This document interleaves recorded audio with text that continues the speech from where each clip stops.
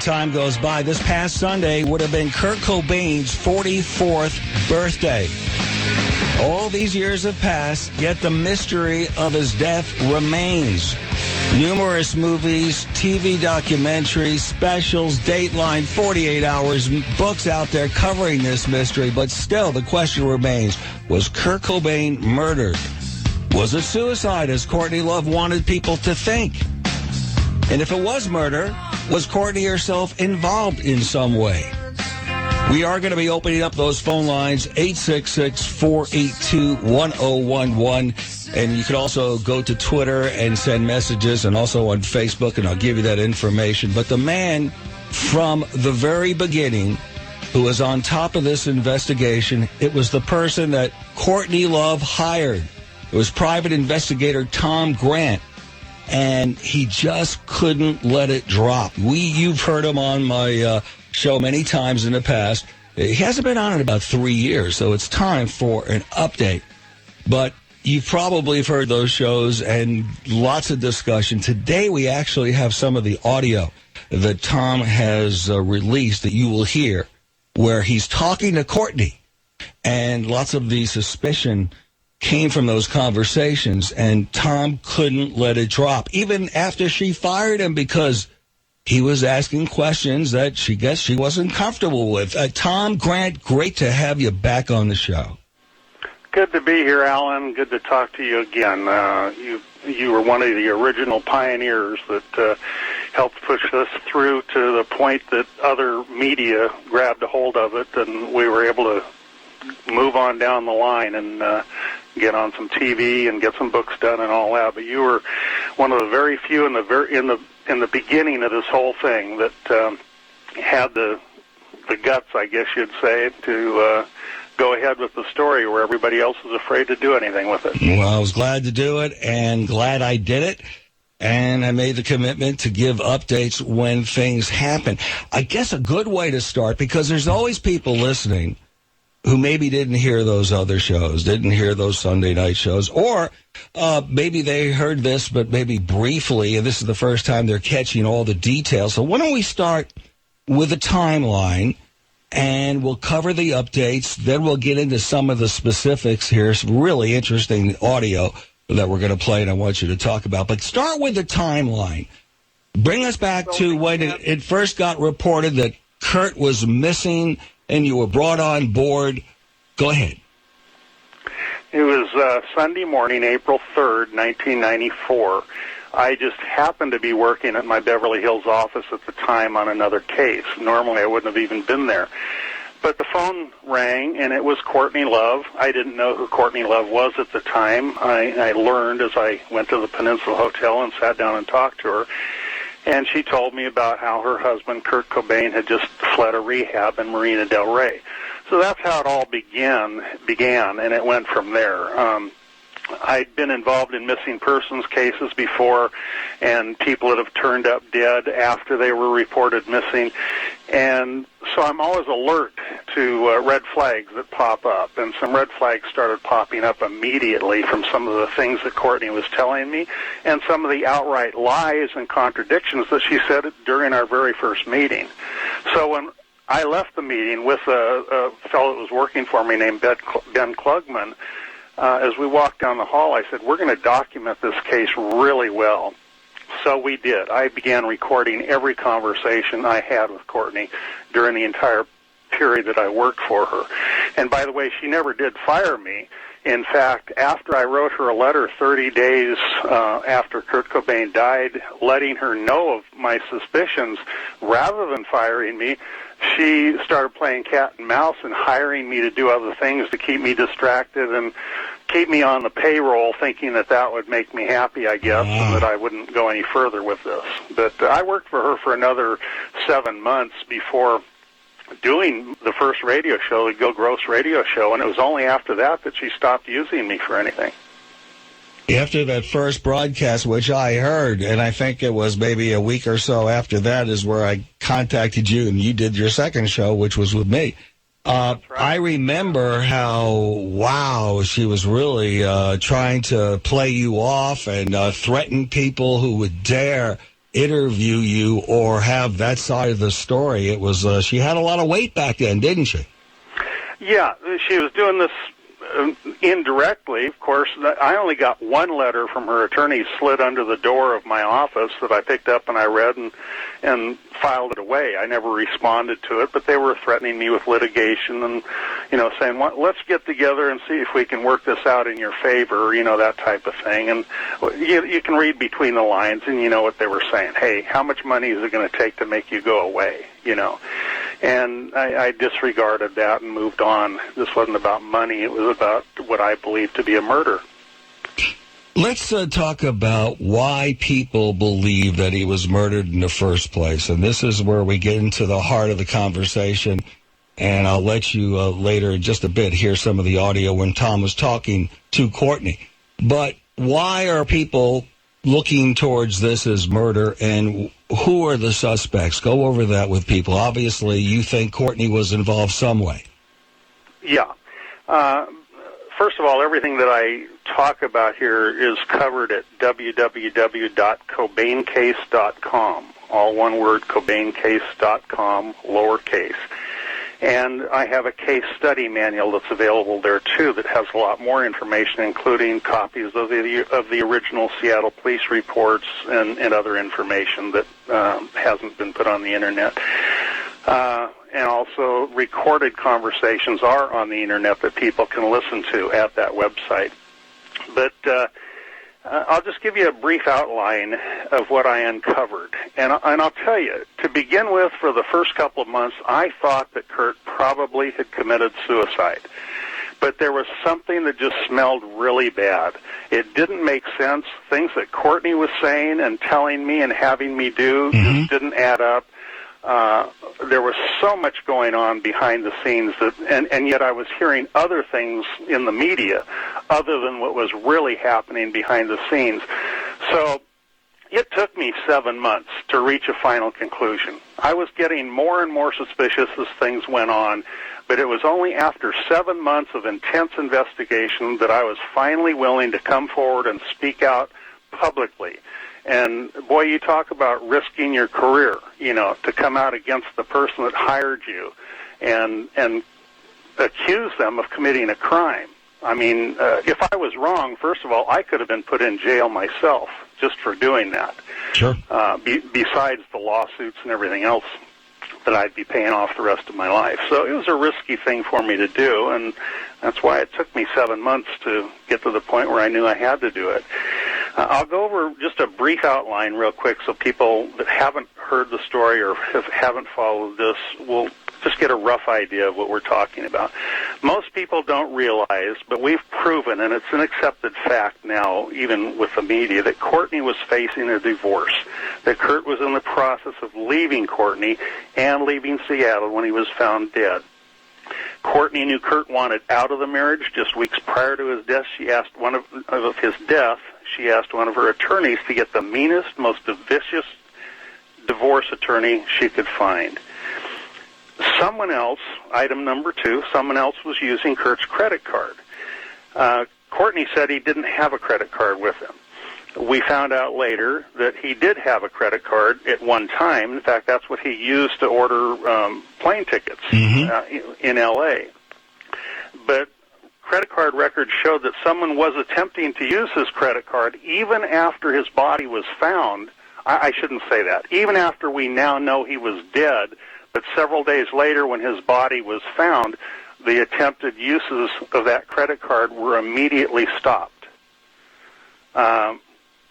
Cobain was in fear of his life. He bought this shotgun before he left to go to rehab in Marina del Rey. Most people at the beginning especially, and on a lot of the television shows, the media was getting this wrong. They said he fled rehab, went back up to Seattle and bought a shotgun, and he may be suicidal. In fact, that's the way the missing persons report reads that Courtney Love herself had filed. But Kurt had bought that shotgun before he left for rehab, and he bought it for protection. It was a light load shotgun. It was designed to scare people away, not to kill somebody. There was no suicide note. The police in their reports refer to this note that was found on the scene as a suicide note without ever releasing it to the public. I tricked Courtney later into giving me a copy of that note. I won't go into how that all happened. It's explained on the website when I go into detail. But without that ever being released, no one would believe that was a suicide note. There's nothing in there that says anything about suicide. The closest thing that comes to even hinting that this was even a depressive note was, I'd rather burn out than fade away, which is an old rock term that's used. I'd rather quit while I'm on top, than to, have people lose interest in my talent. And that's all Kurt was saying. He didn't want to be involved in the business of music anymore. He just wanted to play and enjoy himself. And when we come back from the break, I'm going to play some of the audio, but I'm remembering hearing this story when it first was unfolding and the conversation about that suicide note and the different handwriting and how suspicious it was. Also, that time in his life, there was evidence that he was really feeling great. He was looking forward. He had a new baby, and things were looking good. Things were looking up, right? Everybody but Courtney Love that surrounded Kurt Cobain during that period of time said he was happy and upbeat, including his best friend Dylan Carlson. When I met with him and drove around with him in Seattle, he said Kurt wasn't suicidal. And this is the guy that Kurt hung out with the most up there. I had to take a sip of water. That's why I hesitated. But when you come back, I'll continue wrapping up this outline real quick. Yeah, that's what we'll do. The other note from... Yeah, we're going to talk about that. We're laying the groundwork, but we will, of course, take your calls, 866-482-1011. Your questions about this. Kurt Cobain, was it murder? Was it suicide? And was Courtney involved? 866-482-1011.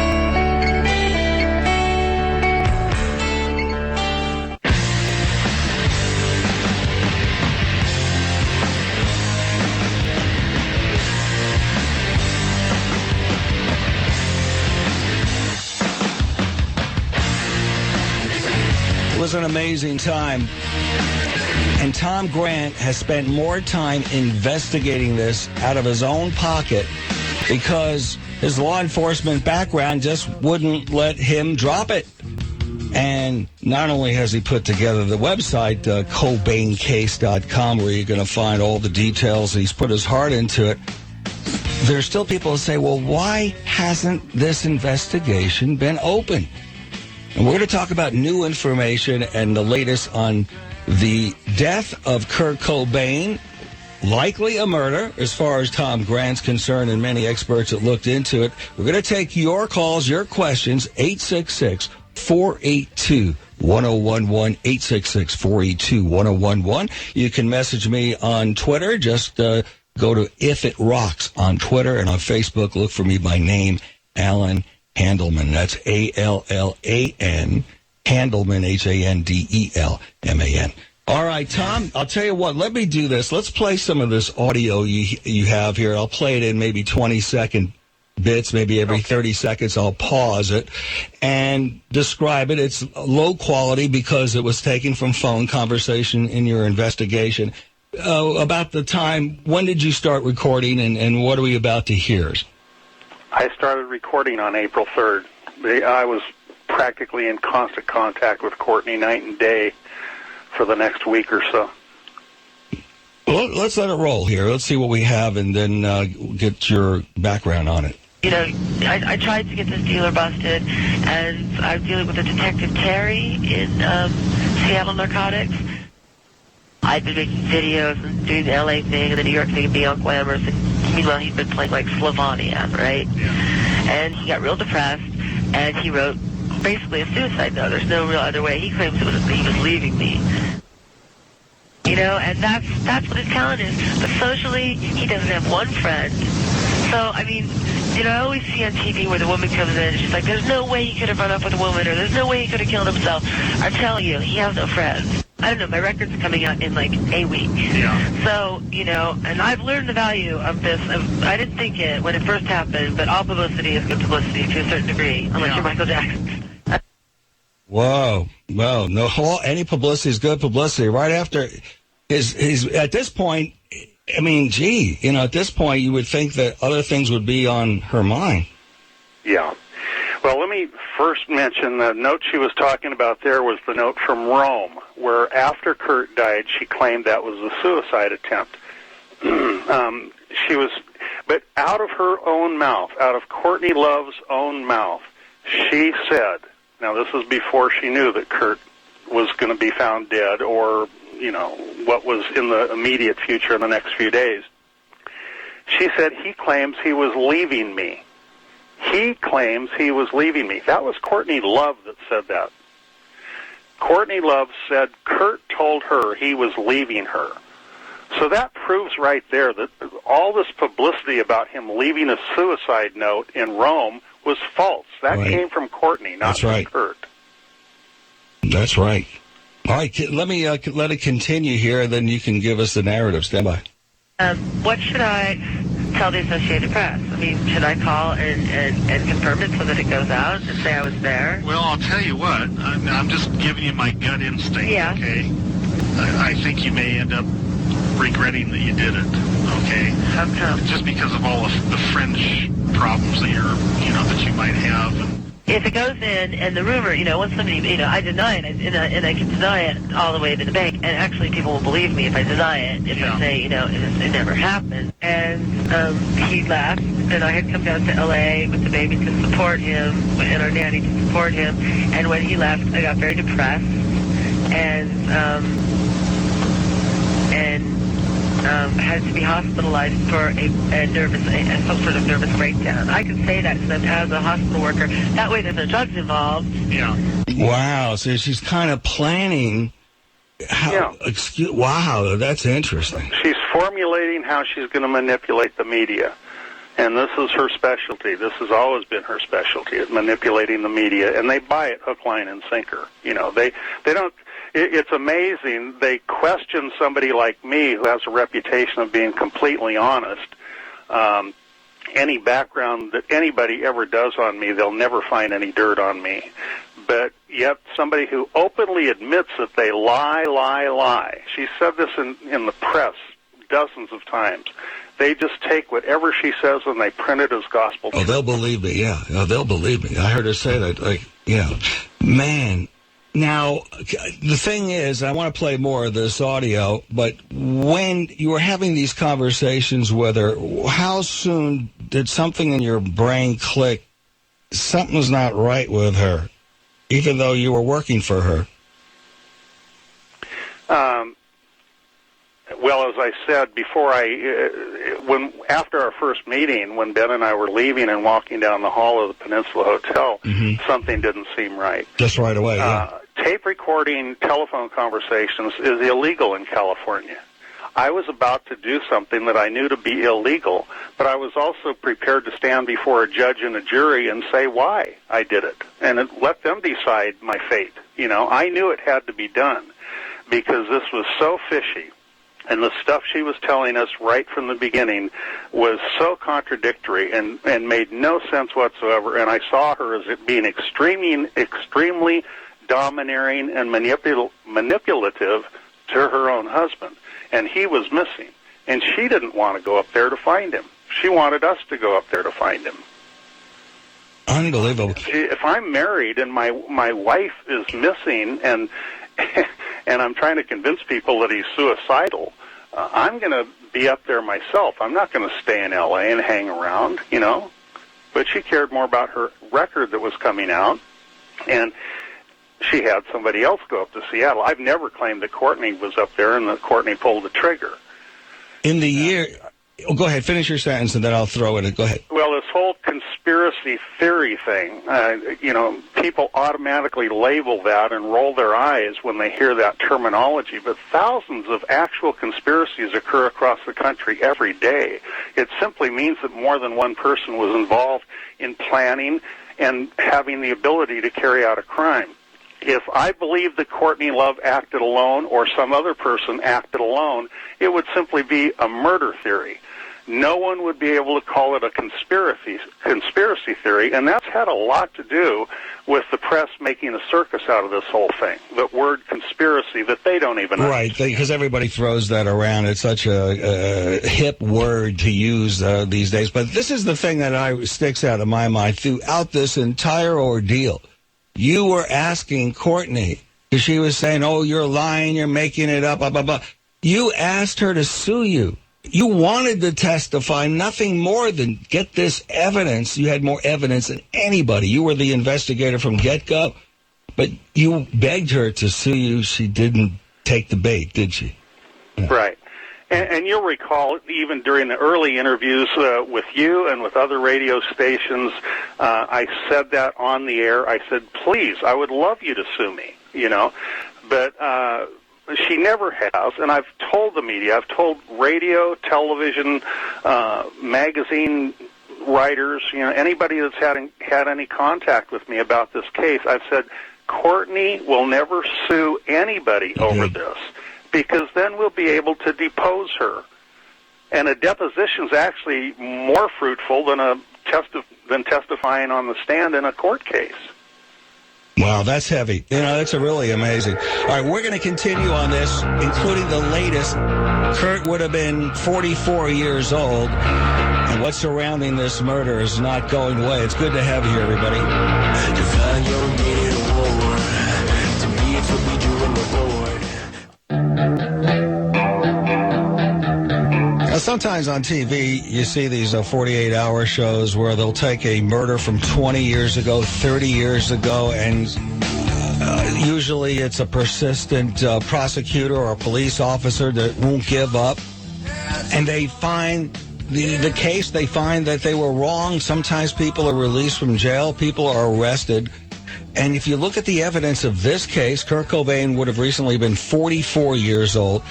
This is something that has so much evidence pointing that this is not a suicide, yet that is still the official report. And we're talking to the original investigator. We're taking your calls and your questions a little bit later. 866-482-1011. It's toll free. 866-482-1011.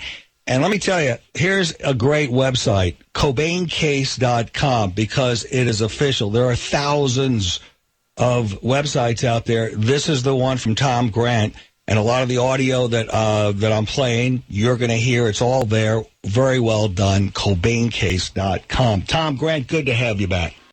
Thank you, Alan. I should mention real quickly, those cases you see on 48 Hours and 2020 and all that, the thing that you got to notice when people say, why haven't the police done anything, et cetera, in most of those cases, when the police have made an arrest, and even later when Alan Dershowitz or somebody comes along and proves with DNA evidence that the person that is sitting on death row is innocent, and they finally get released, and they even put somebody else in prison who admits to committing the crime, they go back to the original detectives and prosecutors, and those people still refuse to admit that they made a mistake.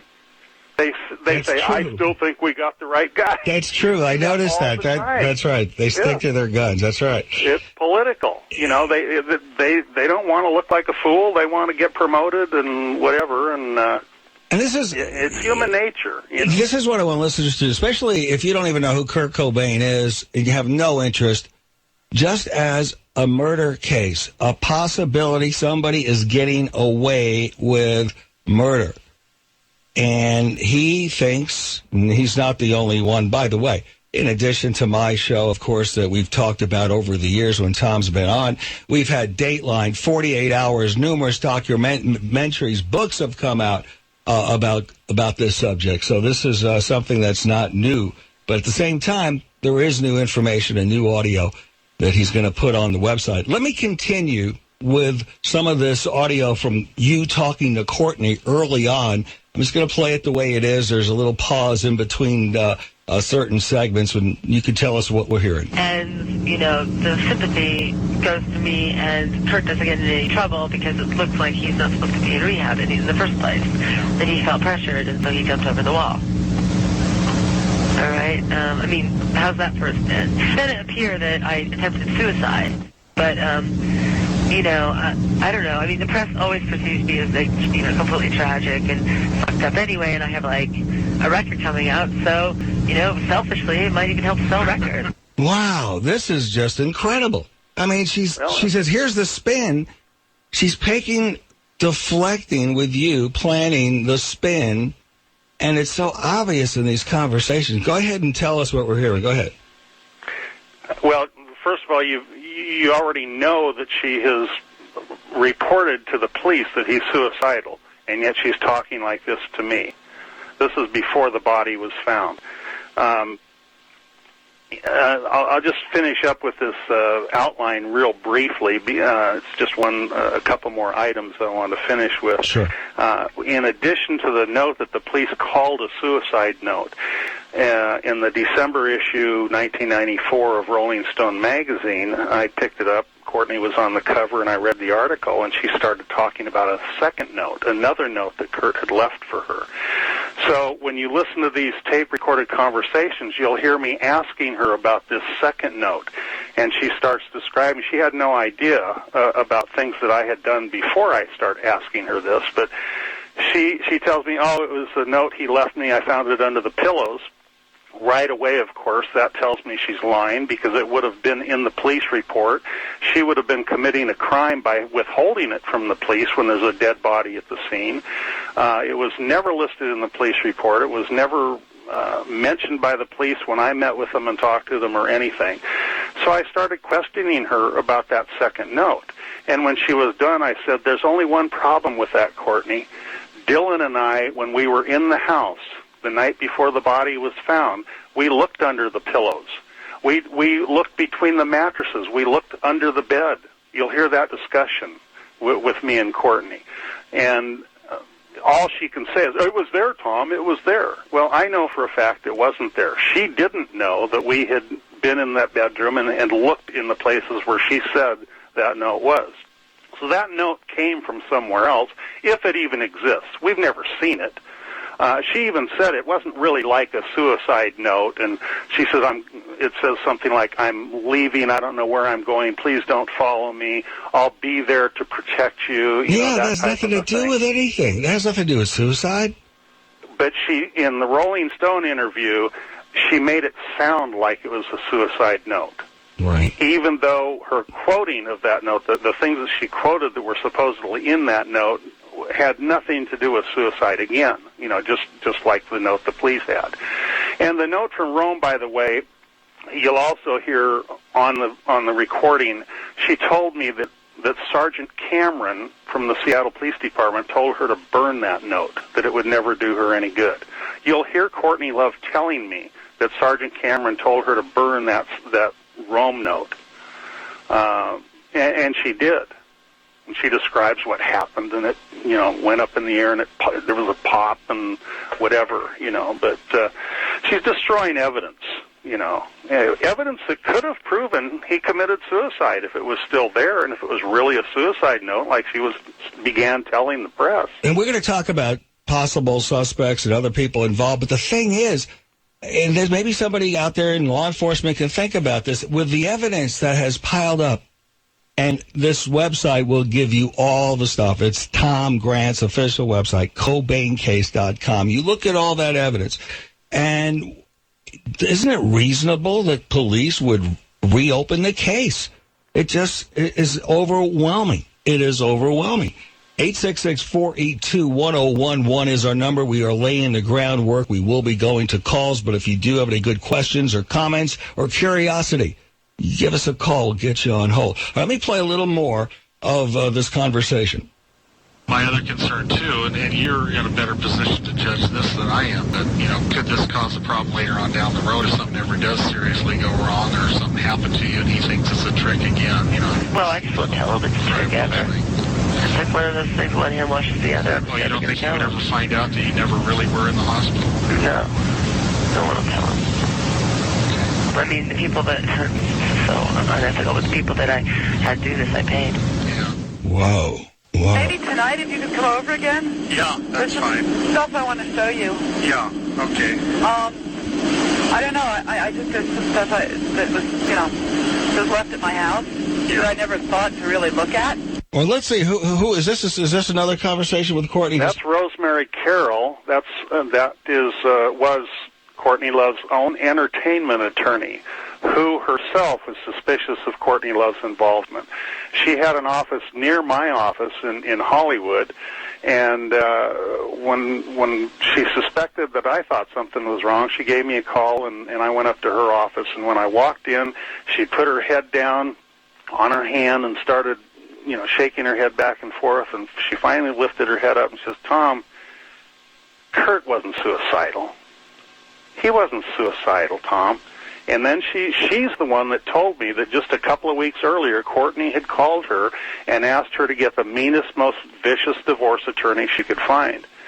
So Rosemary Carroll, Courtney's own attorney, not just some guy out in left field that read about this or saw it on TV or whatever, but her own private investigator and her own attorney both worked together on this behind the scenes. I have a lot of recorded phone calls with Rosemary Carroll also, where she highly suspected Courtney's involvement in Kurt's death.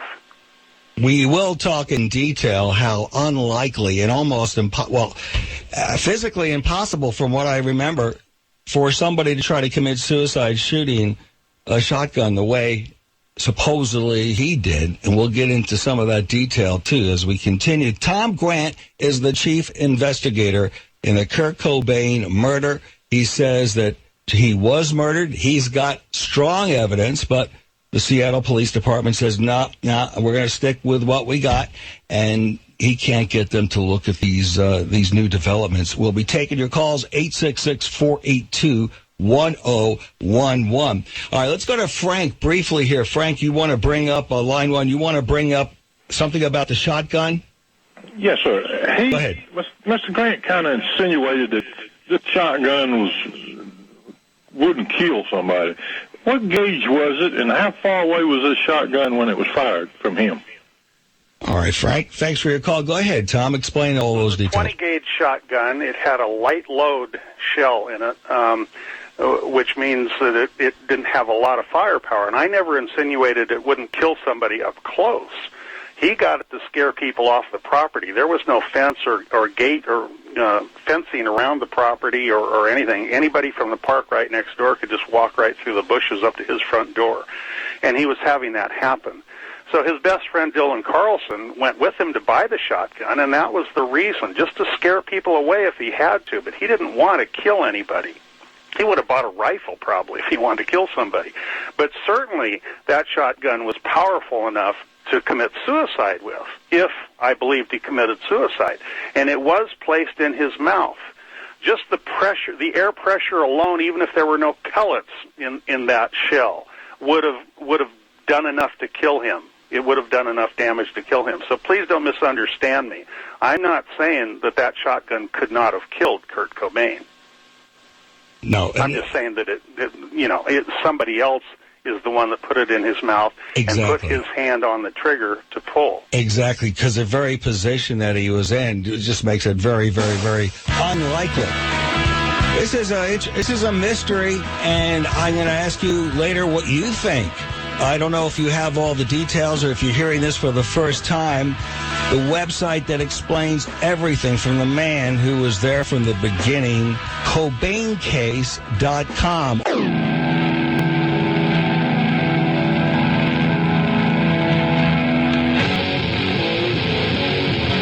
Well, Kurt Cobain would have been 44 years old, and this, as far as I'm concerned, very suspicious, very suspicious. The so-called suicide of Kurt Cobain, more of the evidence points to Courtney Love. So what is it about Courtney Love that scares people? Why hasn't anyone moved forward on this with all this evidence?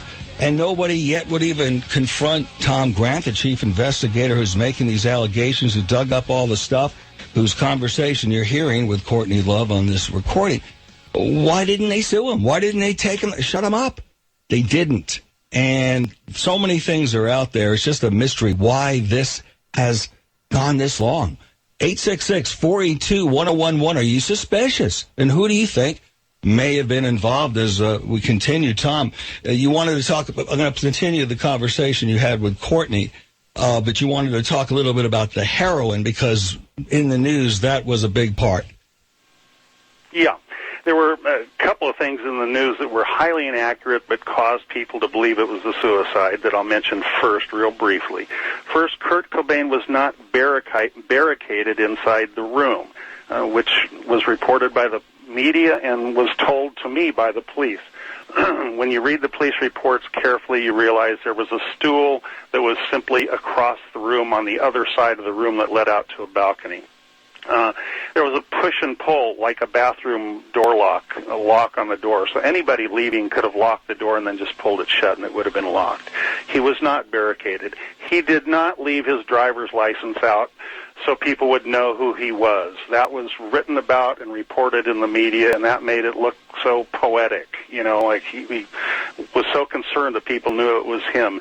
It turns out, you just read the police reports, the first officer on the scene found his wallet, took the driver's license out, and put it on top to take a photograph. That's how the license got that way. Then probably the strongest piece of evidence is Kurt Cobain was injected with 3 times a lethal dose of heroin, and there was also diazepam found in his system. Diazepam aggravates heroin. It makes it even more potent and stronger. But this was 3 times. Now, this doesn't mean he shot himself up with 1.52 milligrams of heroin.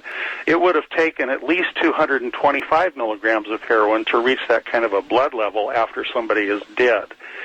But the most obvious questions, and all you have to do is think about this logically. If Kurt Cobain injected himself with a deliberate heroin overdose, why would he grab a shotgun and shoot himself in the head before the heroin even had a chance to take effect? That's a good question. This would leave his baby daughter, the love of his life, with horrible visual images of him to remember him by. If you want to commit suicide, why not just take the heroin and lay back and go to sleep with a smile on your face, knowing you're never going to wake up? Absolutely. There's so many things. Most stage suicides involve drugs. Most times that people are killed by a stage suicide, they drug them first before they kill them. So it's not uncommon at all to find somebody who's been drugged before they've made it look like a suicide. Now, let me play some more of this audio here. I'll play it in 30-second clips. 866-482-1011. 866-482-1011. This is part of the audio that you're going to find all on this website, CobainCase.com. That is Tom Grant's official site on this, all this information. But this is one of the conversations with Courtney and others early on in the investigation. To look at it all, quite honestly, until one time. And I guess I started. Are they Kurt's writings? No, hers. Oh, okay. But when I picked up that note and read it, it sounded phony to me. Didn't it sound terribly phony? It sounded like a set-up letter. Absolutely. I agree. Yeah. When I first found the letter, I had no doubt that Callie had written it, but it still looked strange to me. The letter just didn't make sense. It looked right, well, it was not written by, it wasn't a sincere letter. Right, yeah. I thought Callie wrote it because he knew that Kurt was dead. Yeah, exactly. That's what I felt. In talking to Dylan last night, I said, I might not have even mentioned your name then. I might have just said it was somebody that was standing next to Courtney or something and overheard Courtney tell you to check the greenhouse. And he said, no, she never told me to check the greenhouse. Go ahead, Tom. What are we listening to? Well, that refers to a letter that was found on the stairs the second time we went to the house. It wasn't there the first time Dylan and I went there, the first night on Wednesday night. But on Thursday night, all of a sudden, there's this letter written by Callie, the male nanny, sitting on the stairway. And Courtney's own attorney agreed with me. And she knew Callie very well also. Callie was a junkie, but yet he was left in charge of the baby all the time. But it read phony. There's a copy of it in the case study manual. If you look it over, you can just, anybody with any brains can tell that this was written for me to find. That was the only purpose of that letter. Exactly. And when we get back, we'll have time to elaborate, but this is really mysterious, too. Why so many people are afraid of Courtney Love. Give the brief 60-second answer here. People who attempted to write about this and speak out about this, talk about threats that she's made. Well, I call it briefcase bullies because we don't need a organized mafia anymore. All we need is high-paid attorneys. If you can afford to spend money on a very expensive attorney, they can intimidate anybody with money into an out-of-court settlement.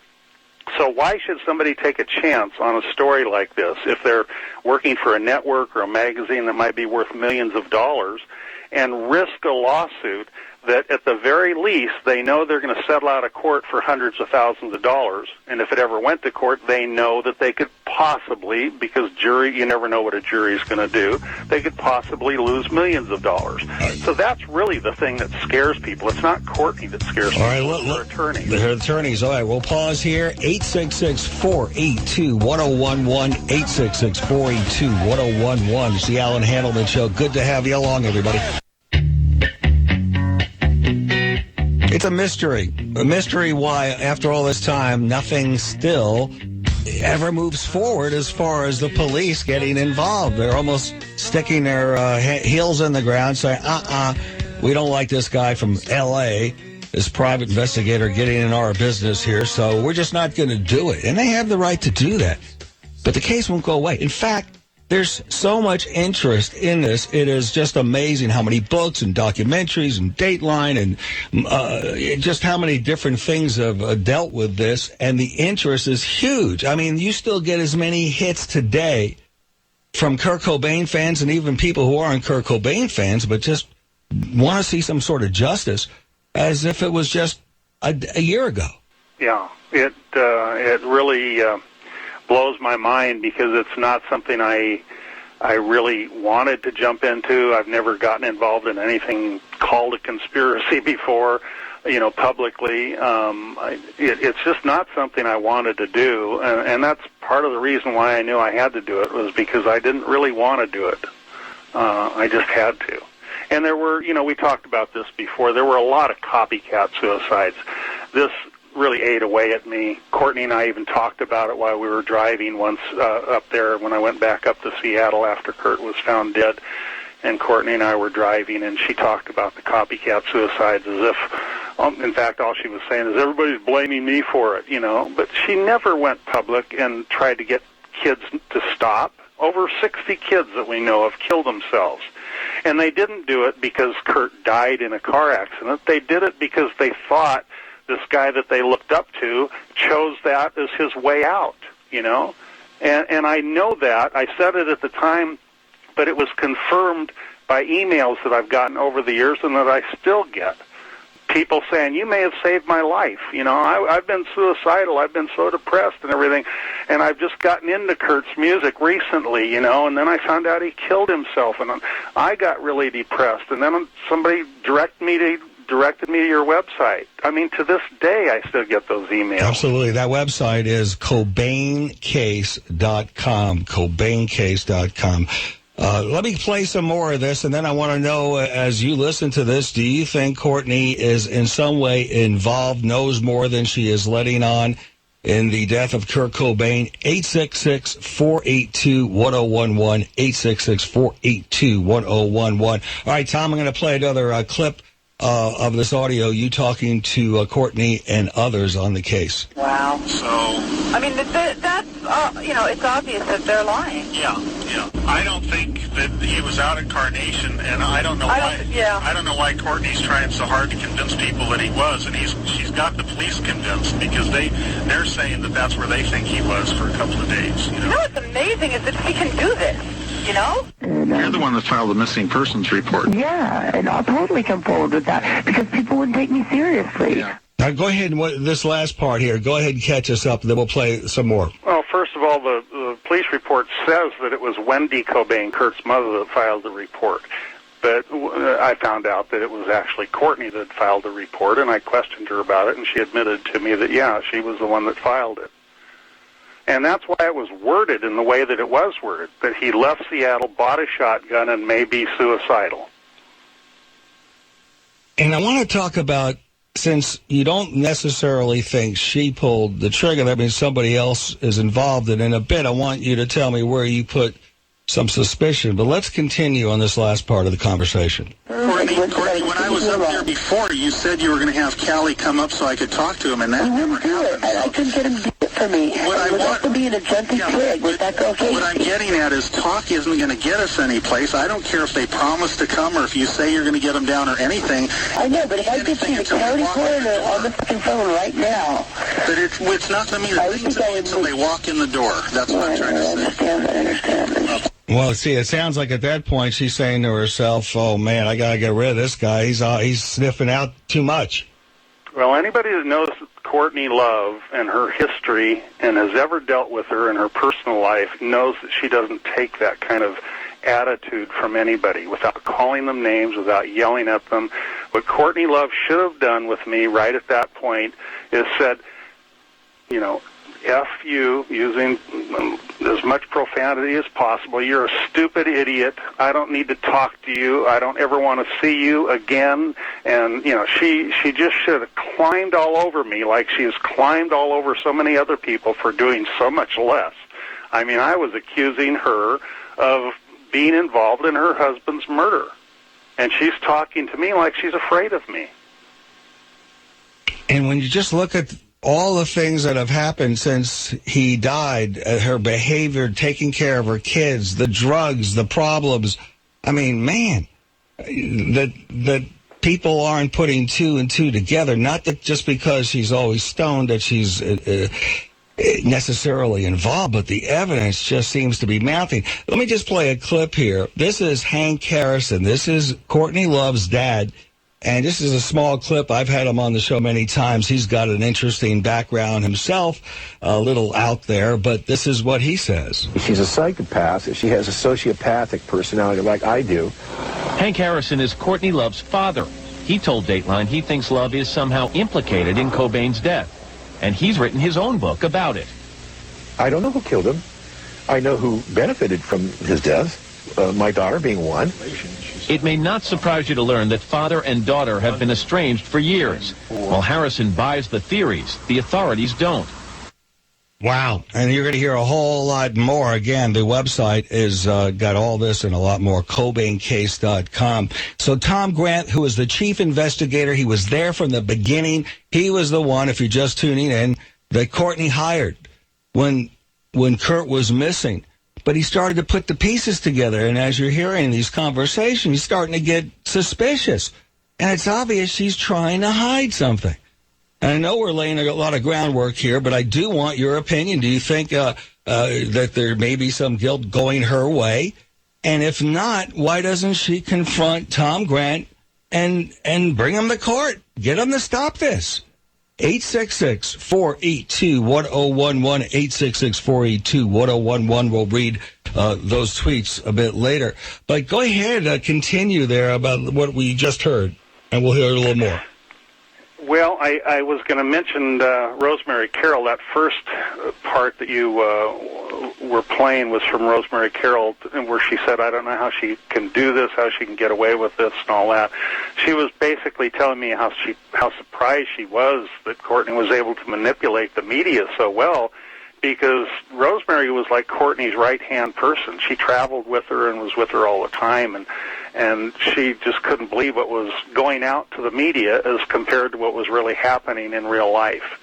I met with Rosemary not only at her office but at her house one night, and the documents she was showing me were the phone records from the Peninsula Hotel from Courtney, showing that Kurt tried to call her there once, and a copy of what appeared to be practicing handwriting, different handwriting styles.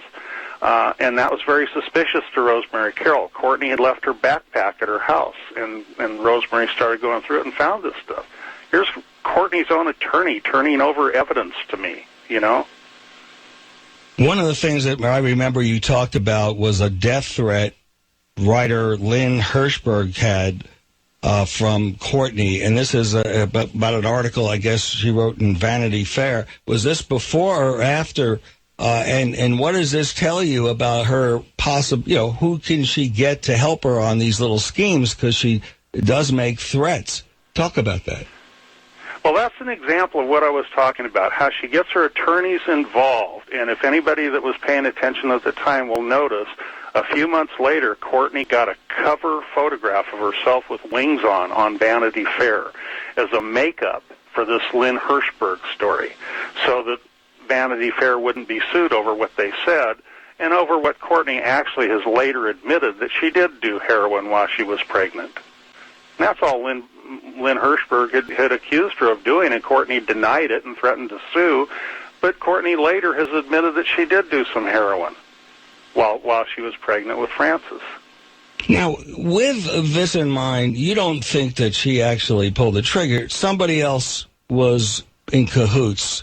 Where is the suspicion? Where do you think some of these leads may go? Yeah, Courtney Love was with me in Los Angeles when Kurt actually died.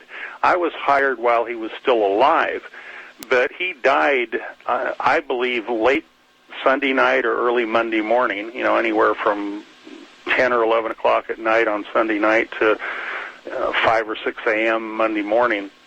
And, Courtney, I was on the phone constantly with Courtney all through the day Sunday, and in the middle of the night on Monday night,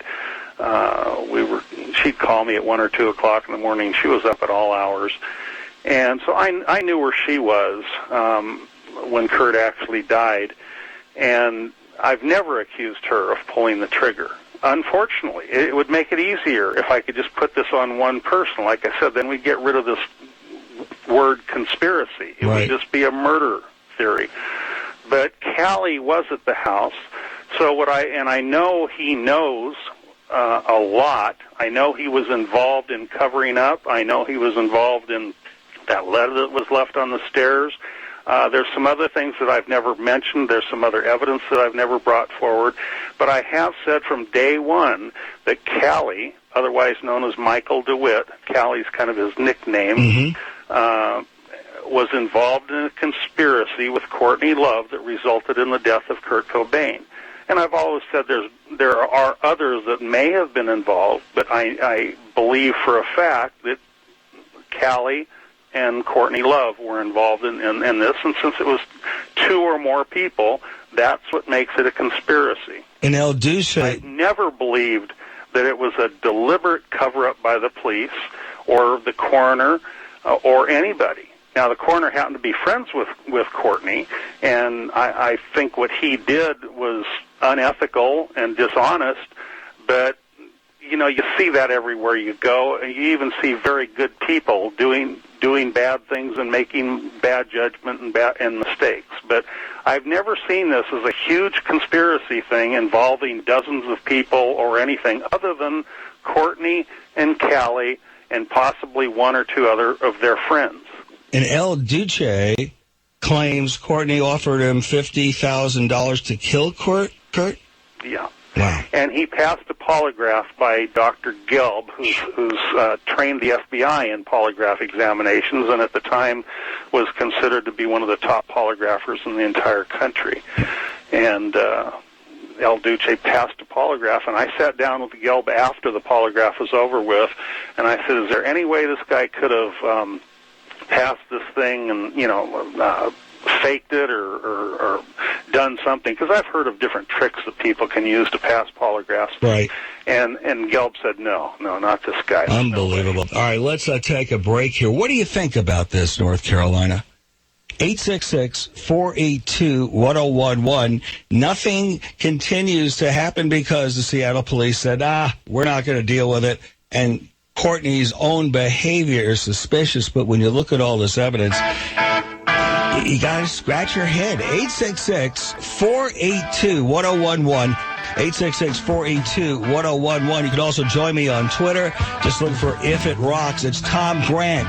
His website, CobainCase.com. CobainCase.com. New information when we get back. Come on, people now! Smile on your brother! Everybody get together!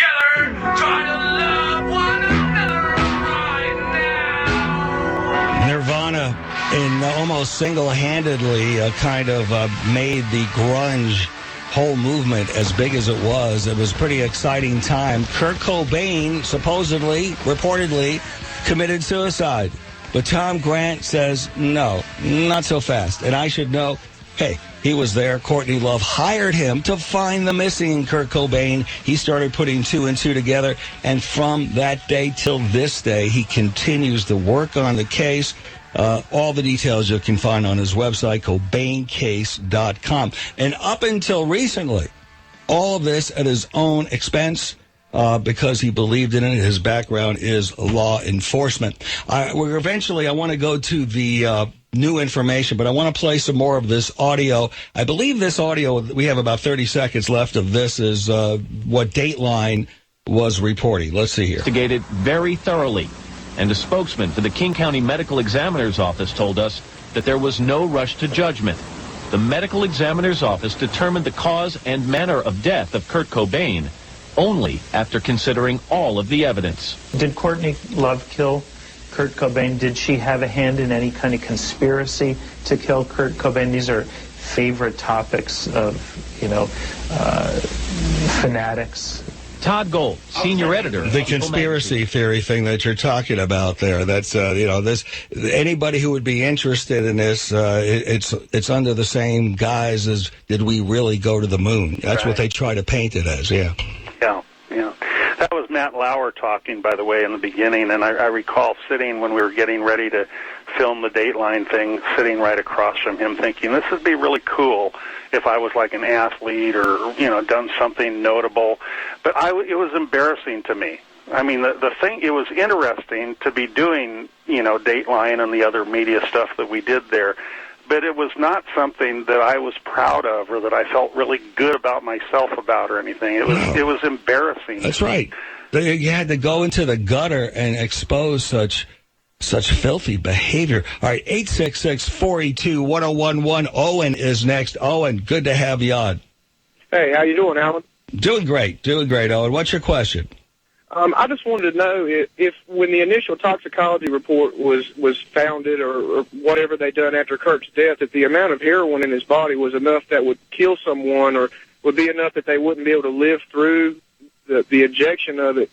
Because I had always heard that there was enough heroin in his body that he'd be dead anyway before the shotgun blast ever occurred. And at least that's what I think. And I think that your guest today is the man that he's the one that has brought this forward, and I can't remember his name, but I'm pretty sure that's who it is. Well, you must be, if you're just tuning in, and you probably are, Owen. His name is Tom Grant. You might have heard him on Sunday night from going back to 2004 when I first had him on. But this is the first time we've had him on in about 3 years as we get an update. Hold on, Owen. I want to ask you something when we get back. But go ahead, Tom, and respond to Owen's question. The heroin blood level, there are people that will say, it depends on their tolerance. That's the official response from the authorities.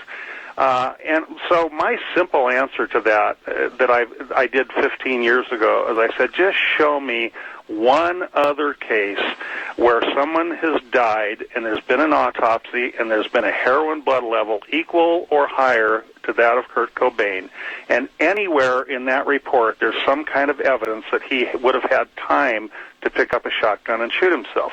And I use the example, a bunch of guys sitting around watching TV, one gets up, goes to the bathroom, comes back, sits down, keels over dead.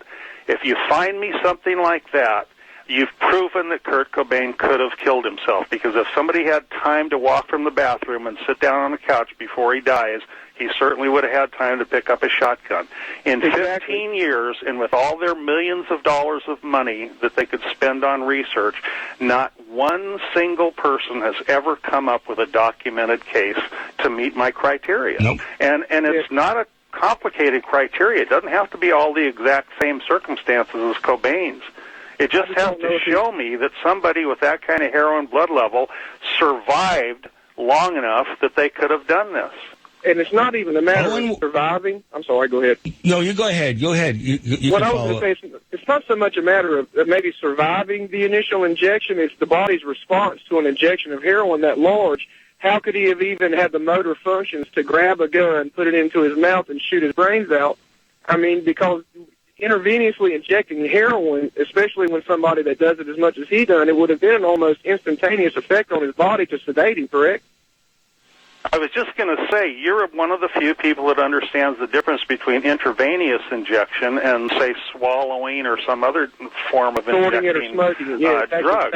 In the film Kurt and Courtney, Nick Broomfield, for some reason, I don't know if it was deliberate or accidental, when he did that, he shows me saying, okay, just show me somebody that can stand on top of a roof and flap their arms and fly, and I'll believe it's possible. You know, but until somebody can duplicate this, I'm not going to believe that it's possible. You know, just show me another case. And then Nick shows a picture of a guy standing on one leg, and he says, you got to listen to the wording carefully. He says, after taking 3 times the amount that Kurt Cobain had taken. Well, I knew from my contacts with Nick Broomfield, I mean, we became friends over this, and I'd go to his office where he was editing the film during the time and all that. I knew that this man had swallowed methadone. He had not injected anything. He swallowed methadone. So I wrote back, and this is on the website, in my letter back to Nick Broomfield after I saw the film. I said, Nick, if Kurt Cobain would have swallowed 5,000 milligrams of pure heroin, there's no doubt in my mind he could have picked up a shotgun. But he didn't swallow it. He injected it. Exactly. And then another thing, too, that goes back to the heroin would be the potency of the heroin that he injected into himself, because you can't really get a potency on street heroin because it's not all the same. And to me, it would seem like if it was more pure heroin shot into him, that somebody would have purchased it with the intent of causing harm to someone else, as opposed to someone that would purchase heroin to cut it and sell it to make profit. It never makes sense. This was black tar heroin, and there was diazepam in its system also. This caller sounds like you're in law enforcement, and very knowledgeable. No, I'm not. I went to college, and Kurt Cobain, the day that he died, is one of the darker days of my life. I'm 33 years old, and I loved Nirvana from the day that they came out and became popular, and just never jived with me, and I never understood why he was with her, and then her actions after his death led me to believe that she had something to do with it, period. So. And I'm glad that these gentlemen have done a lot of this research, and they're trying to keep this thought alive, because just because the police have shut the case or whatever they say they have to a lot of us, it goes back to Biggie and Tupac, too. Until I get some kind of real answers, I'll never believe anything that these people have told me, and they've taken icons away from me that, at least when Elvis died, we know how he died and why he died. You know, but these are people that I grew up idolizing and really loving, and you don't know how they died in the circumstances. Right, and the idea that this could actually be murder, and someone is getting away with it on top of that. I have a lot more audio I'm going to be playing. And thank you for your call. It's obvious you think there's some suspicious activity on Courtney's side. 866-482-1011. 866-482-1011. It's Tom Grant. He's the one who's done the investigation from the get-go. He's never given up. His website, where there's tons of information, accurate information, CobainCase.com. CobainCase.com.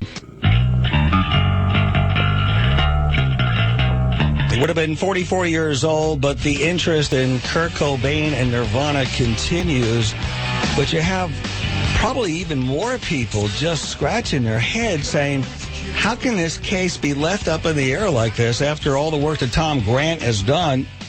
That's what we're talking about. The latest on the Kurt Cobain murder. Yeah, Tom Grant says it is murder, and he has a lot of strong evidence, and we've been going over this. Here's just a little clip of one of the documentaries. This is from Dateline several years ago. 3 said the sample was inconclusive. Grant says he doesn't believe Courtney Love forged the suicide note. What Grant claims sounds even more outrageous. He says he suspects Courtney Love had a hand in her husband's death. And he says he found a motive during a conversation with the couple's lawyer and godmother to their baby. Kurt had called her a few weeks earlier asking to have Courtney's name taken out of the will. That Courtney had called her a few weeks earlier asking her to find the meanest, most vicious divorce attorney. I'm sorry for the poor audio on there, but this is one of many documentaries on this case. Our number, 866-482-1011. And even if you're not a Kurt Cobain fan, how can this much evidence collect and no one take a stand on this. The officials, I guess police, when they say, hey, we're not going to look into it, there's nothing you can do, the public has no say in this at all, because the public's been asking the police department to do it in Seattle, correct? Yeah. In fact, one of my the hardest emails for me to read, and it usually comes from younger people that just don't understand the law or what a private investigator is, but they say, Tom, why don't you take her to court? Take her to court. Why are you letting this go? You know, and I if I ever do write back, and I certainly replied on my website at least, I can't reply individually normally, but I try to tell people I have no more authority in this case than a high school student. You know, I'm a private investigator. I'm not a police officer for any department anymore. I was at one time, but I have no authority other than to report what I've learned to the police, and then they have to take the action. To the police, the district attorney, the FBI, whoever, you know. But it's the authorities that have to take action on this. All I can do as a private investigator is report my findings. And most police departments get really irritated when, especially a private investigator from another state, comes in and tries to, you know, prove them wrong. And by the way, there was that part earlier from Matt Lauer where he was quoting the authorities as saying that they investigated this as a homicide, and as they do in all cases. Well, if you read the police reports, even from the first officer on the scene, he says, we are on the scene of a suicide. Everything in the police reports refers to suicide, and the shotgun was never even sent in for fingerprints until 30 days after Cobain's body was found. Wow. That alone proves they didn't investigate this as a potential homicide. It was a suicide from the moment they walked in the door, and I think they really believed it. I'm not accusing them of making any of this up, but they were set up by that missing persons report that Courtney Love had filed and had worded in her own words that he was suicidal. And I'm going to go over that audio if you're just getting in your car and you missed that, some of this conversation that is really suspicious, where she's manipulating it, kind of saying, well, we could tell them this, they'll believe that. Unbelievable. You recently spoke before a law school where they talk about cases like this and the merit of cases. Talk about that. Yeah, actually, you know, time goes by really fast. I just looked it up online. On my website, there's a link to it says updates and stories, and that takes you to a page that has a whole bunch of different updates over a long period of time. And one of them is where I spoke at this law school. It turns out it was 2 years ago in April. In April, it'll be 2 years. It was 2009, April of 2009. I was asked to speak at a law school up in Sacramento. And they had done a semester on my case. I didn't even recall sending them the case study manual, but they turned that into mock trials. They changed some of the circumstances and names around and all that, but everybody knew it was about the Cobain case. And then after the last mock trial, this went on for quite some time, I guess a couple of months or so, and then after the last mock trial, they wanted me to come up and speak to the audience. And the audience consisted of Superior Court judges who were currently on the bench, several lawyers, attorneys, law professors, and law students. And I was received very well by everybody. Nobody had anything negative to say. There were some questions, but nothing negative, nothing, you know, saying, why did you do this or why did you do that? But I did have one Superior Court judge that I found his comment to be very interesting. He said, Tom, there's no doubt in my mind he was murdered. And this is a currently sitting Superior Court judge. Now, that doesn't mean that if he were sitting on this case, that just because he believes it was murder, that he would find anybody guilty of anything. This was just his opinion. Just like a jurist might sit in on a case and believe that a person is guilty, but if they haven't proven it in court, they're gonna vote for innocent because they didn't prove it beyond a reasonable doubt. So I don't want to imply that the Superior Court judge had any power or authority or that there was something he could do to convict Courtney Love or anybody else. But just by reading the facts and reading the details on this is a guy who obviously knew the law very well and had sat on several murder cases before, and he said there's no doubt in my mind he was murdered. 866-482-1011. Your questions, your comments, toll free. And you can also go to Twitter, look for If It Rocks. I'll get those tweets at the top of the hour. And look for If It Rocks. Or go to Facebook and just message me with my name, Allan Handelman. CobainCase.com is Tom Grant's official site with all the detail, all these years of all the documents, all the audio. Everything is all there. Let me ask you this. What is the latest? What is the new information? Where are we moving on this? Obviously, you put a lot of years into this, and, you've been doing this out of your pocket and not making any money at it or anything like that, but you still want it to continue. Have you got new information, something that looks promising that can open this up? I do, and I'm, I kind of laid off for the last year or so for a number of reasons, which I won't get into right now. A lot of it was financial, but there was a lot more going on, too. I've moved twice in the last year. But I did just post a short update on the website, and I'm about to, probably next month, do a very lengthy update. I'm also about to post segment 3 of Project Unplugged, which is on YouTube. Segment 1 and 2 are already on there, and I'm just about ready to post segment 3. Segment 3 has some new undercover audio tape conversations that have never been heard before by the public, and it includes a person that was crucial to this case, and people wonder where I got my information and how I knew certain things about the body and certain issues.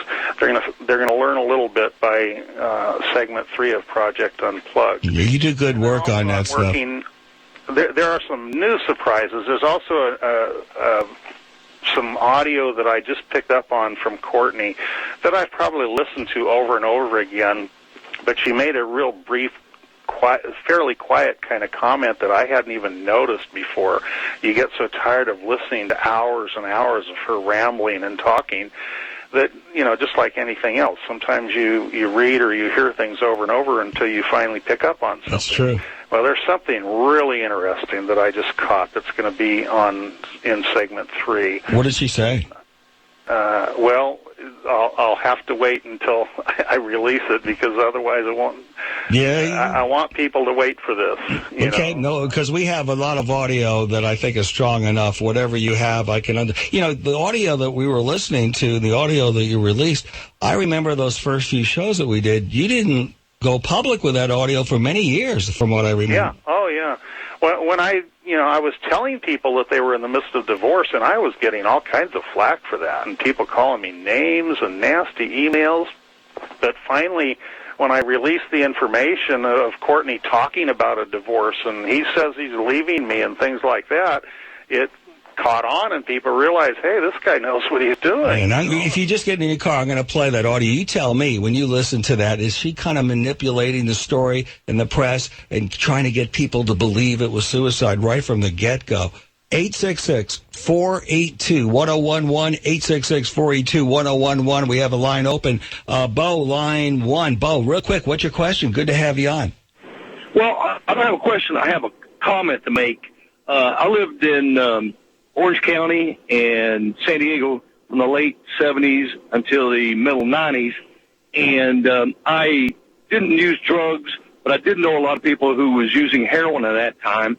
And my statement would be is, if he did that amount of heroin that would have killed him, he would have got when he first injected that, he would have got his ultimate buzz, his best high ever, and I could not see anybody putting the thought of suicide in their mind. That would have been as far as the earth and the moon apart. He would have wanted to enjoy that perfect high for as long as he could, until the amount of drugs overdosed him and killed him. There would have been no way that he could have got up and went over and got a shotgun and put it in his mouth and pulled the trigger. I would assume that the needle or wherever he was setting at would have been real close to his body, but there's no way in his mind would he have got up and missed that perfect high. Because I've seen a lot of heroin addicts, needing that shot and complained about how bad whatever the world was, it was making her sick and how bad it was. But once they got that shot, they were the happiest person in the world. You can no way convince me that a person in that state would want to commit suicide until the buzz wore off. Wow, that's interesting, Bo. Hold on. Go ahead. Drugs and I'm going to say another thing. If you don't believe me, it's not a depressive drug. It's a euphoric drug. So it doesn't make you want to die. It makes you want to be high, you know, just like you just said. And I get these letters from currently addictive heroin addicts that are very open about it, and they say they use heroin all the time, and they say the exact same thing that you just said.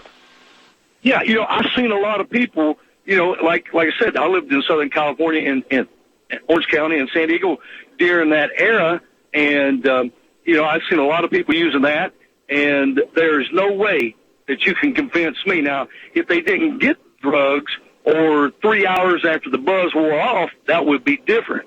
But there's no way that if he took that much heroin that would have caused him to overdose, if he was sitting down, he would have leaned back in a chair, on the couch or the floor, wherever he was at, and he would have known that was his best high ever, and he was going to enjoy it.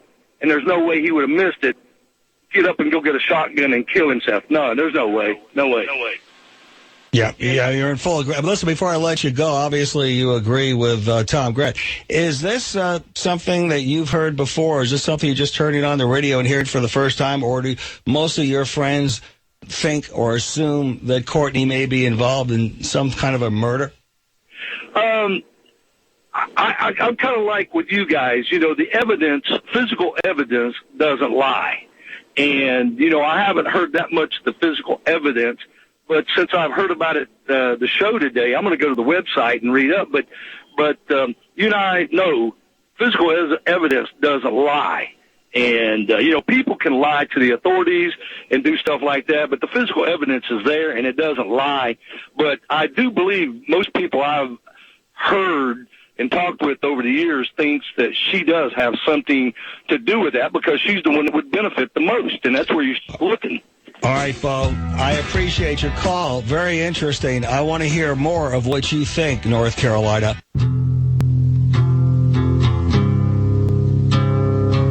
It's good to have you back. Kurt Cobain would have been 44 this past Sunday. And after all these years, all those calls, all those documentaries and specials on Dateline and 48 Hours and those movies, books, all about the suspicious, pretty much everything suspicious surrounding the so-called death of Kurt Cobain. Tom Grant was suspicious as he was talking to early on to Courtney Love. Here are those conversations you're going to hear. It's not the best quality, but these were not released for a long time. This was in the early stages, and you'll hear Tom's comments about what this is. And I want to hear your comments. Do you think there is enough guilt or enough evidence to kind of reopen this investigation? 866-482-1011. Here we go. But that's not the one. Here we go. You know, I tried to get this dealer busted, and I was dealing with a Detective Terry in Seattle Narcotics.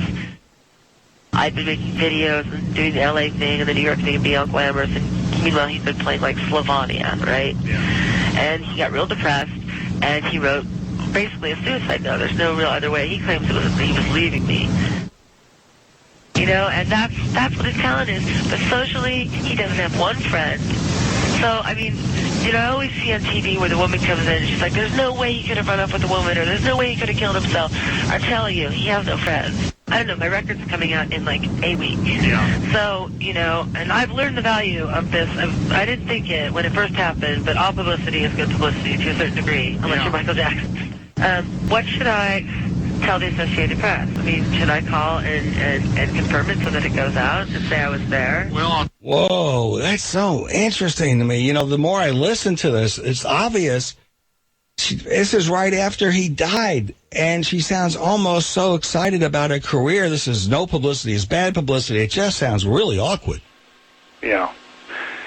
Well, even in the film, Kurt and Courtney, they as much as I didn't like some of the parts of that film, it did accomplish quite a bit. In fact, I've never found anybody that watched the film that didn't believe that Kurt was murdered. even though they botched the medical evidence in the film. But they did interview the female nanny that was at the house at the time or shortly before all this, and she said there was all this talk about wills all the time. All they kept talking about was wills, and it was just really strange, So. And she had so much to gain. Yeah. Because her career was going nowhere. She had nothing at that point. The amount of money that Nirvana was producing at that time, I guess she figured if it was suicide, she'd get all the money. Yeah. Most of the television shows I've done, one of the first questions they say, what motive would she have? And I say the oldest motive in the world, greed, fame, it all goes hand in hand. And when people kill their husbands and wives for money and for a whole lot less than what happened here all the time, every day. In fact, I just did some research. Over 6,000 men have been killed by their wives or lovers during the time period that Kurt... All right, we have a hard break here. I want to hear from law enforcement on this, too. We're going to continue. 866-482-1011. It's the Allan Handelman Show.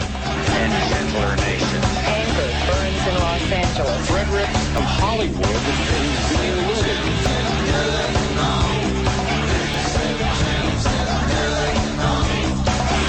We'll talk to the great Sam Donaldson after the 8:30. It's the case that won't go away. Thanks to Tom Grant, the main investigator in this thing from the get-go. Courtney Love hired him to find Kurt Cobain when he was missing. But in conversations with her, he was putting two and two together, and things weren't right. And more, pretty much it was pointing towards her as maybe having something to do with a cover-up. She knew more about this death than she's letting on. And then Tom continued the investigation. He has law enforcement in his blood. That's the background. He just didn't let it drop. And today he's done more than anybody keeping this case alive. And he's done it at his own expense. The website where all his work is, and he's going to release new information, including the audio that he's finally released with his early conversations with Courtney, at CobainCase.com. CobainCase.com is the official site of Tom Grant, the main investigator. Tom, I'm going to let some of this audio run again. Our number, any questions you have of why is this still... In fact, I think that we'll start with a tweet we have here from a great caller who has a question. How come, after all these years, aren't there new people in Seattle at the police department that can open the investigation, or are the same ones still there? Tom, did you hear that? Yeah. Are you asking me? Oh, yeah. I'm sorry. Yeah, Sergeant Cameron, by the way, has died. He was the lead investigator in this. Detective Terry, who Courtney mentioned in that one audio that you heard, was murdered several weeks after Kurt Cobain's body was found.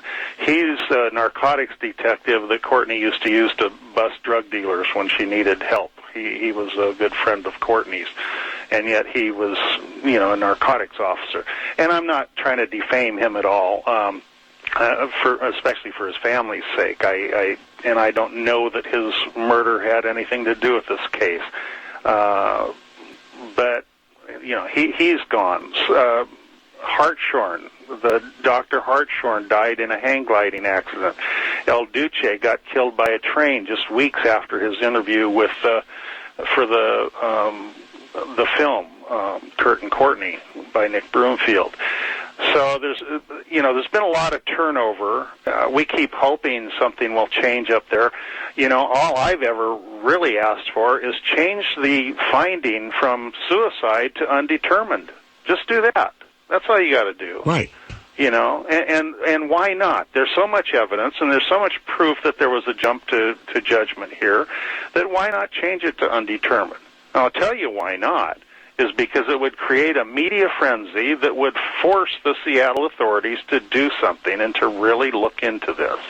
Now, let's take a caller here, Lee, who's going to ask a question, and I can see that you don't know conclusively who did it, but Lee, line 3, good to have you on. What's your question, Lee? I I remember seeing this on television, but it's been a long time and I didn't see it all. Did El Duce ever admit to being hired by Courtney to kill him? And what was Nirvana's catalog worth at the time? I don't know the worth. I don't follow stuff like that in the millions. It was huge. But, it was huge at that time. Yeah. There's some things talking about money and talking about Francis and Francis's money and all that. There's some audio conversations that I've just discovered that are going to be in this next release of Project Unplugged.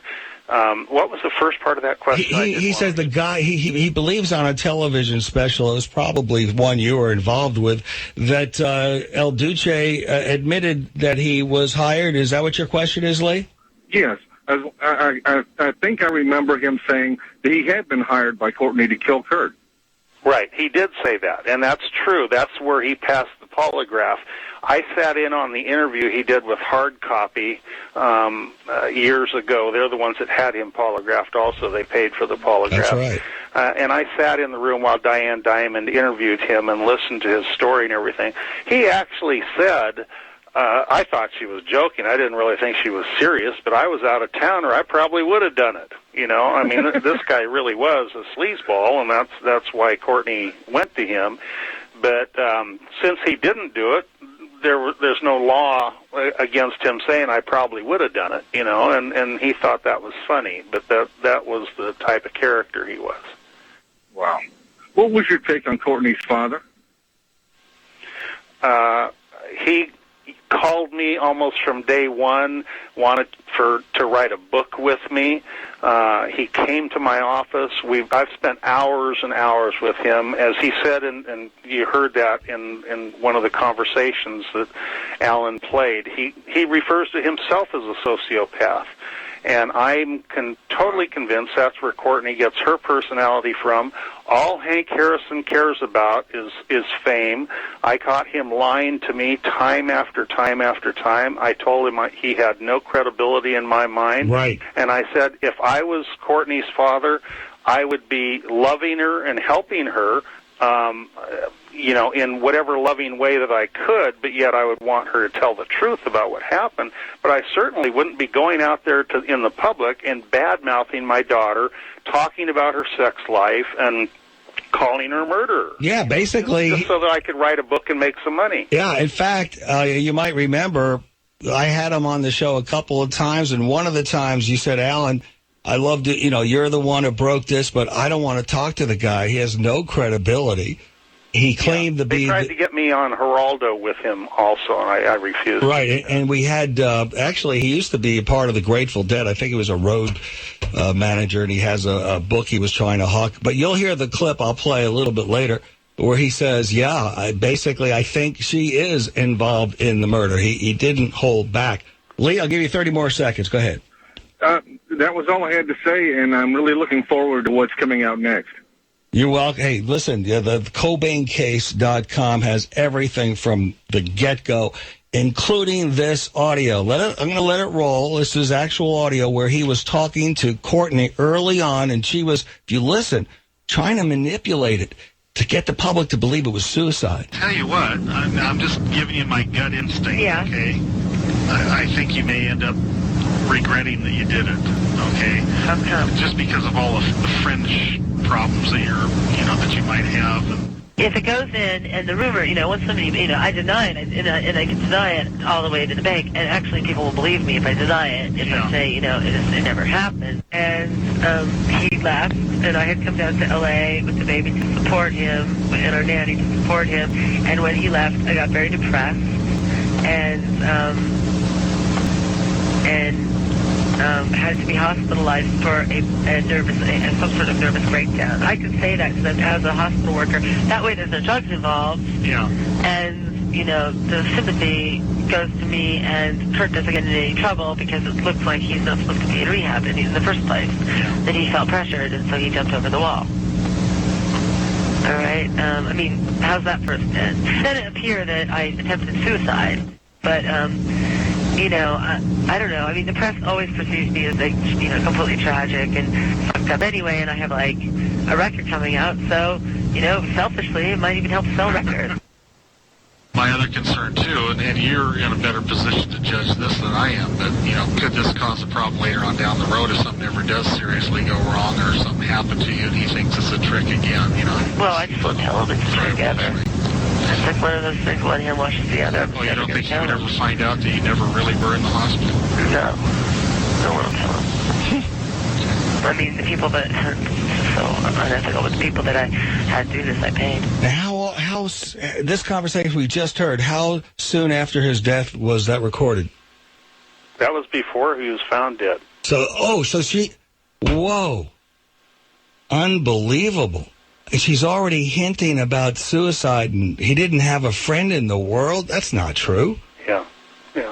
That was one of the first things she said when Ben and I met her at the hotel room. Was he has no friends, he has no way of getting any money, and again, that's what didn't make any sense. We knew this guy was a multimillionaire, and she's saying that he can't get his hands on any money. That didn't make sense at all. It's the murder, in all likelihood, of Kurt Cobain, and Tom Grant, the investigator from the very beginning, says it is. And you can get all the information you want from his official website. There are thousands of sites out there, but the official one is CobainCase.com. CobainCase.com. Let's take our remaining calls here. 866-482-1011. Tom Grant is who has been talking about this, the latest update. 44 years old. That's what he would have been this past Sunday. We're talking about Kurt Cobain, still unsettled in many people's minds. The case of that so-called suicide, likely it is murder, and Tom Grant has all the evidence, and we're discussing it. 866-482-1011. Let's go to Melody on line one. Melody, good to have you on.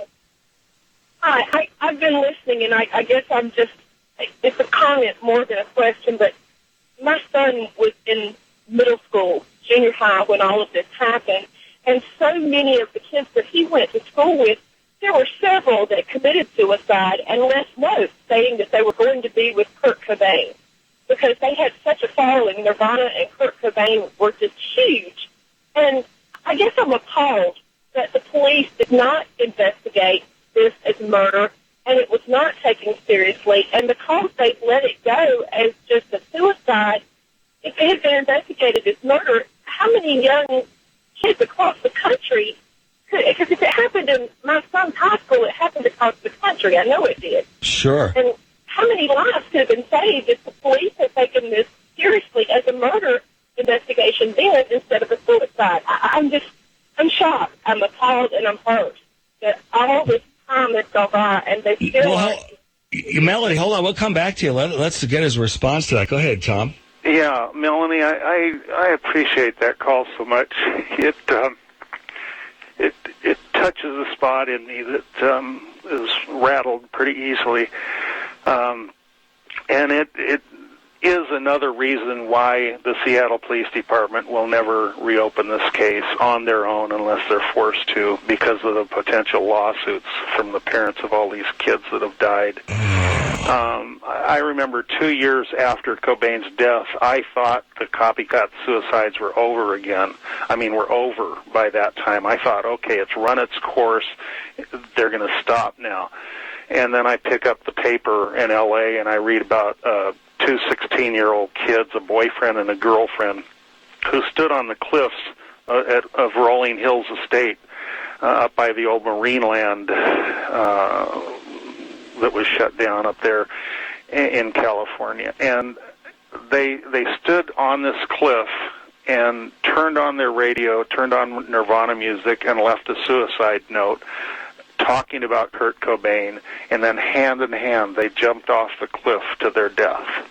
God. And I remember reading that in the newspaper 2 years after Cobain died, and I just couldn't believe they were still doing this. And this is not only the investigator who was so tied up in the case, he's a grandfather, and the people who... Great-grandfather. And the people who have contacted him who were thinking about suicide over the years. What you're saying, Melody, believe me, hits home. Go ahead, I'll give you 30 more seconds, Melody. Oh, I couldn't believe as I was listening today, because it brings it right back. To me, my son was a huge fan, and, it just, I mean, at the time, as a mother, I didn't think the music was something that, you know, he should have been listening to, but I couldn't stop him because the music had such an impact on the lives of those children and the people who were fans. And, you know, everything, even the old music that they brought back to life, the kids thought was new. And, you know, it was just unbelievable, the impact that they had on the kids that they grew up with. And just a tragedy to hear that this was murder and not suicide, and what it would have, the difference that it would have made had it been published as murder and not suicide. It breaks my heart. It just breaks my heart.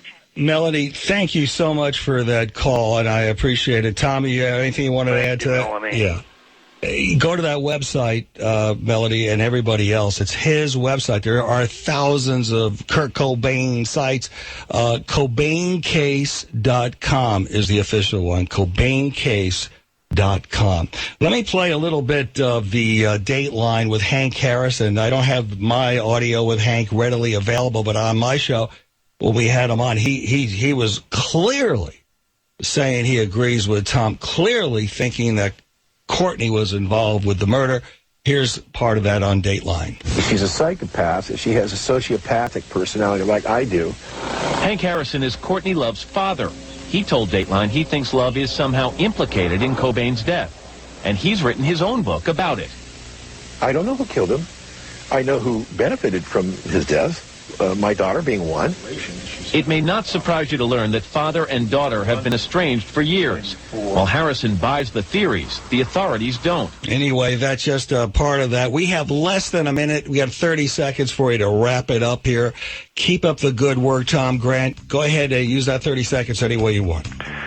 At this stage, 15 years later, I am going to write a book. I'm working on a book that will be for sale. And you should. It's everybody else has. You know, everybody else has. Go ahead. Well, it's really the way you get the story out, and this is going to be a lot of behind-the-scenes stuff that's gone on that's extremely interesting, including the person that went with me to the police. And more to come. We're completely out of time. CobainCase.com is his website.